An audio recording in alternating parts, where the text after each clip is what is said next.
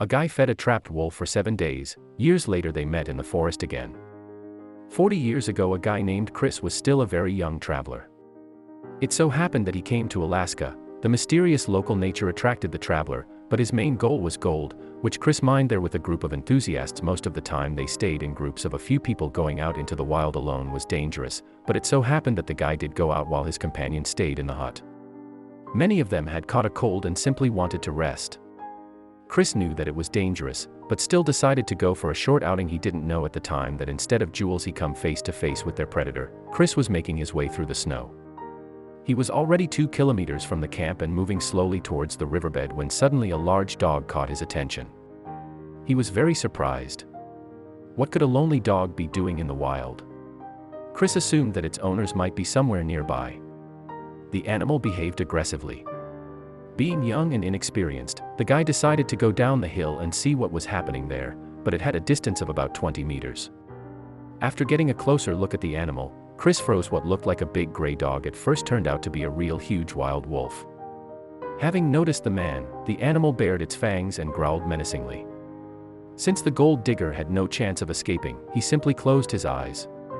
But the animal didn't move when he opened his eyes. The guy realized that the wild animal was caught in a trap left out by poachers.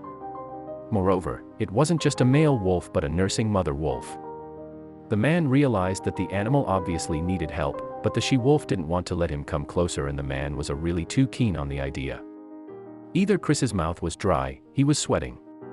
Just imagine yourself in his place, alone in the wild. And if there were other wolves around, no one could help him. But what could he do? Leave the poor animal to die? Perhaps that's what someone else would do, but Chris realized that the wolf then might be somewhere near, and that the pups might still be alive.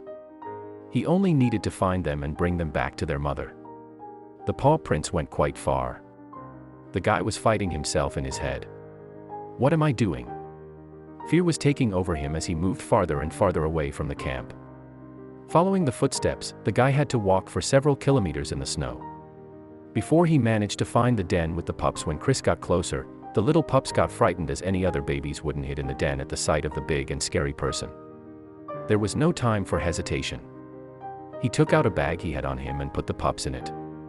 The trip back took him about an hour, and all this time the pups whined and floundered in the back and even tried to growl even before the man got to the mother wolf.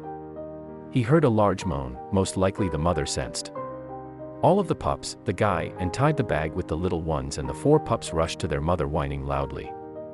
They immediately buried themselves in her stomach and began munching loudly. The mother wolf led her children and watched cautiously what the traveler was doing. The guy tried to help the wolf out of the trap a few times, but she immediately began to growl every time she saw the man trying to get closer. Our hero had a little meat left, so we threw a few pieces to the wolf.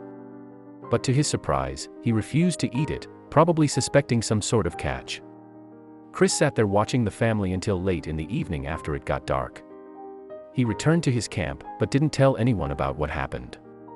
The next day, when everyone went to work, Chris decided to take more food and go back to the wolf. The gold digger saw that the meat was eaten and the mother was warming up her pups. This went on for several days. Every morning, the young man would go to the animal and feed her, but she still continued to growl at him every day. The pups, however, began to trust the man on the 3rd day already and happily jumped around him and licked his hands. When the man would pet the pups, the mother watched them intently, and as soon as his hands would touch the little ones, she immediately called them over. She didn't trust the stranger. At one point the guy looked up and noticed that the mother would slightly wagged her tail. It was a victory. Chris got near the animal very slowly, barely breathing. He opened the trap, finally setting the mother free. She ran off for a few meters and called for her pups to join her together. The large family hid in the thick forest. Chris never saw them again. A week later the man returned to his home in Jersey. He'd already forgotten about this story, only sometimes telling it to his closest friends, but no one believed him. 5 years have passed since these events took place. Our hero started working for a finishing company and once again found himself in Alaska, not far from that same place. One day the man had to deliver a letter to the neighboring village.